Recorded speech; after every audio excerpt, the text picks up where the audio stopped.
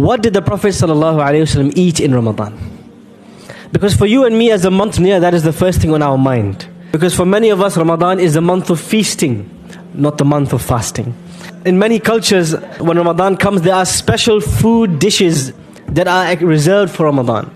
Special fried objects, special sweet dishes only for Ramadan. Ramadan has become a feasting festival. A month in which we meet lots of people, we eat, we fill our bellies, we get too exhausted for Taraweeh. The Prophet ﷺ, his norm when it came to eating was that nothing would be cooked in his house for months on end. What did he live on? What was the main staple diet of the Prophet ﷺ?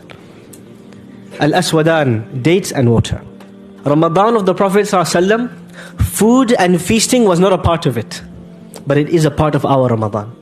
So there's a challenge I give all of you, especially the fathers and especially the heads of the household.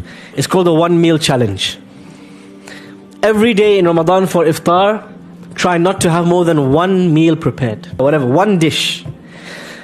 Because what happens when you have 16 dishes on the table? Who spends the vast majority of the time cooking in the kitchen rather than worshipping Allah? And all the focus, the emphasis becomes the food. When we learn about the Prophet's Ramadan, food's not even mentioned there. Because it was not even a point of concern for him. But for us, it's the first point of concern.